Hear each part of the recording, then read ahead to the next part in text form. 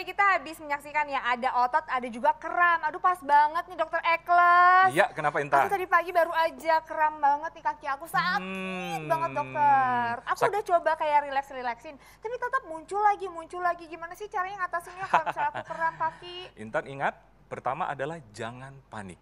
Oh, Jadi gitu. pikiran setenang mungkin, serileks mungkin. Sometimes kita kalau dalam keadaan kram, apalagi betis atau kaki, malah kita panik dan kita gerak-gerakin. Malah itu akan memperparah nyeri loh.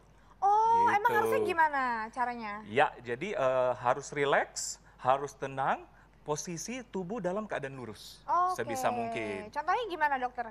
Nah, terus ada juga di samping posisi dalam keadaan lurus bisa dilakukan stretching. Oke, Bisa dilakukan gimana? stretching bagi yang bisa. Jadi posisi duduk, ya, posisi duduk. Jadi pertama, kram betis ini terjadi karena kontraksi dari otot betis yang terlalu berlebihan, Intan. Oke. Jadi kita perlu merilekskan. Mungkin karena kalau misalnya aku sering banget pakai heels juga ya, bisa Iya, ya? bisa jadi. Jadi yang pertama dilakukan misalnya mengalami kram kaki adalah posisi duduk seperti Gimana? ini, terus kaki mengarah ke kita. Sebisa Oke. mungkin otot berasa ketarik.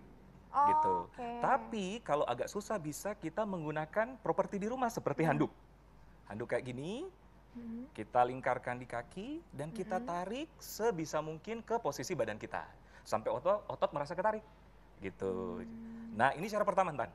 Oke. Ada beberapa cara lagi. Cara kedua adalah jika kaki tidak bisa ke badan kita yang ke arah kaki. Oh, Gitu. gimana Jadi caranya? contohin seperti ini. Sebisa mungkin ke arah kaki sampai otot betis merasa rileks atau ketarik. Gitu. Oh, semaksimal mungkin ya dokter ya? Semaksimal mungkin. Ini cara kedua. Ada lagi cara satu, Tan. Apa? Posisi tidur. Posisi tidur. Jadi kaki yang merasa kram diangkat ke atas. Diangkat ke atas sampai juga merasa ketarik. Jadi tujuan ini untuk merelaksasikan otot. Kira-kira berapa Gitu. second dokter Ekles? Sekitar 10 sampai 30 detik. Oke. Sampai merasa nyaman. Gitu. Oke. Tapi ingat, kalau masih terjadi juga Gimana tuh? bisa konsultasi ke dokter. Gitu. Jadi pada keadaan apa bisa terjadi maksudnya bisa keadaan darurat harus ke dokter. Jadi pada keadaan apa, Tan? Jadi pertama kram otot terjadi terus-menerus. Oh, Jadi terus-terusan lama ya? walaupun kita udah stretching terjadi terus-menerus. Kedua kronik. Jadi berlebih, lama, nyeri lama dan sebagainya. Ketiga terjadi pembengkakan. Pembengkakan atau perubahan warna pada kulit yang Oh, jadi mengalami kram kram otot bisa menyebabkan pembengkakan juga? Ya, terjadi inflamasi gitu. Oh, nah dok, biasanya ada nggak sih kayak kriteria orang-orang yang nggak boleh melakukan stretching kayak tadi? Ya, benar. Jadi ada orang-orang yang mengalami cedera, itu yang cedera dalam posisi tadi tidak dianjurkan mengalami posisi tadi. Oh, jadi harus Gitu. tahu kondisi tubuh ya, juga? jadi kalau Anda mengalami cedera khusus, segera konsultasi ke dokter. Nah dok, kalau misalnya kita lagi kram nih, boleh nggak sih kita ngoles-ngolesin minyak gosok sambil diurut-urut, kan biasanya gitu tuh diurut-urut, bisa? Boleh? Yes, benar sekali Intan. Jadi kan tujuan kita adalah merelaksasikan otot. Gitu. Jadi setelah melakukan stretching, bisa kita merelaksasikan dengan kompres air hangat. Oh, kompresnya harus Kompres air air hangat? hangat di bagian yang mengalami kram. Nah, lebih enak lagi kita menggunakan minyak. Minyak hangat, dipijat terus-menerus sampai otot merasa rileks. Gitu. Jadi tujuannya bagi masyarakat Indonesia menyaksikan ini tujuannya adalah merelaksasikan otot ini supaya keadaan lebih enak dan tenang. Tapi ingat, pertama jangan panik. Jangan Dalam keadaan panik tenang, ya. gitu. Nah dokter, tapi kalau misalnya masalah penyebabnya nih, apa aja sih dokter penyebabnya? Ini aku pernah baca-baca, memangnya katanya penyebabnya itu juga salah satunya kurang minum dok? Salah satunya. Jadi karena tubuh mengalami dehidrasi bisa menyebabkan kram otot ini. Tapi yang pertama dinotis adalah kurangnya suplai darah sampai ke bagian ujung perifer dari tubuh. Jadi gangguan sirkulasi darah, jadi menyebabkan otot tidak mendapat makanan yang maksimal. Jadi akhirnya mengalami kram otot. Gitu. Oh, nah kan tadi kaki ya dok ya. Kalau Ya. misalnya kita ada kram di tangan, Sama stretchingnya juga gimana? kan, sama juga Oh, kan, sama. karena Gimana? suplai darah ke tangan berkurang, jadi otomatis rawan terkena kram otot ini. Nah, bisa dilakukan stretching lagi. Gimana Kalau kaki gerakannya? kayak tadi, kalau tangan rileks aja dalam posisi berdiri, bisa dilakukan posisi kayak gini. Oh gini. Sampai misalnya otot merasa rileks atau ketarik. Oke. Gitu. Oh, terus ini berapa lama 10 dok? sampai 30 detik, setahannya saja. Ada gerakan lainnya dok? Nah, ini kalau otot di sini. Jadi kalau otot di sini kita rilekskan dengan begini, tapi kalau otot belakang tangan ini, kita rilekskan seperti ini. Oh, Gitu. ini gini ya. Seperti ini, kalau tangan kanan ditarik, kerasa nggak, Tan? Terasa. Ini Kalau stretching tangan buat kiri sama sehari-hari juga juga enak dibalas ya? seperti ini. enak ya. Nah tapi dok kalau di siku tangan gimana? Di bawah siku tangan gini nih.